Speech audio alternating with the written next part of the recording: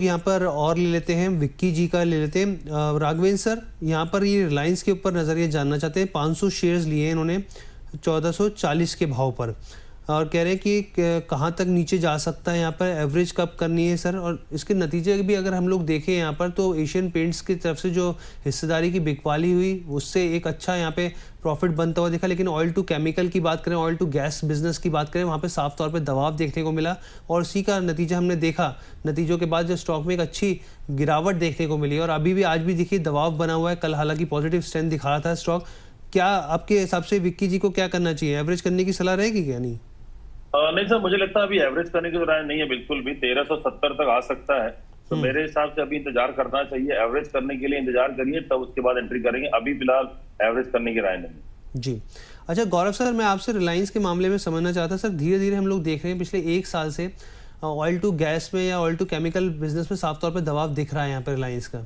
Retail जो है यहाँ पर, उसमें स्थिति बेहतर होती दिख रही है। यहाँ पे आरपू 208 के आसपास आया है, यहाँ पे वो स्थिति बेहतर होती दिख रही है। अब क्योंकि बहुत सारे रिपोर्ट्स भी ये कह रही हैं कि चलिए अभी नहीं, लेकिन जियो का हम लोग आगे जो है यहाँ पर एक अलग से यहाँ पे लिस्टिंग होती हुई दिखेगी।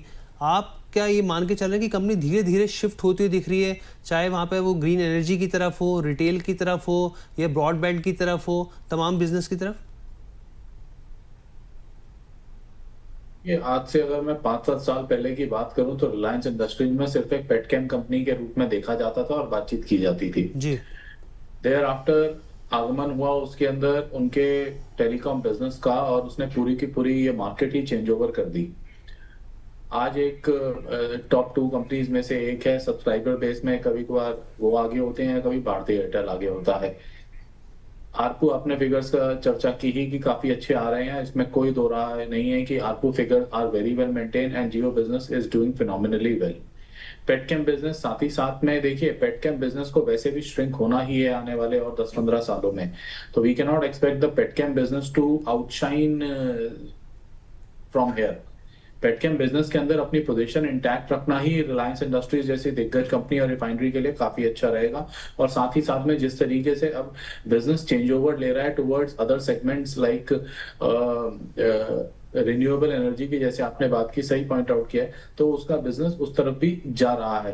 साथ ही साथ में अभी जो प्रेशर बनता हुआ दिख रहा है फिलहाल इस तिमाही के नतीजों के बाद, वो एक आउटकम है कि इसका जो रिटेल बिजनेस है वो भी जो पेस है वो स्लो होती हुई नजर आ रही है। मैं डी ग्रोथ की बात नहीं कर रहा हूं, मैं ये कहना चाह रहा हूं जो पिछले तिमाहियों में जिस प्रकार की ग्रोथ पोस्ट की है रिटेल बिजनेस में, वो अब स्लो होती हुई नजर आ रही है। तो that is having a toll. Petchem business से बहुत ज्यादा एक एक्सपेक्टेशन इस क्वार्टर में थी भी नहीं, बट रिटेल बिजनेस पे नजर थी, बट उसमें भी थोड़ा सा प्रेशर आता नजर आया है। देयरफॉर थोड़ा प्रॉफिट टेकिंग यहाँ से आ रहा है, और ये एक हेल्दी प्रॉफिट टेकिंग है। इन्वेस्टर्स को घबराने की कोई जरूरत नहीं है।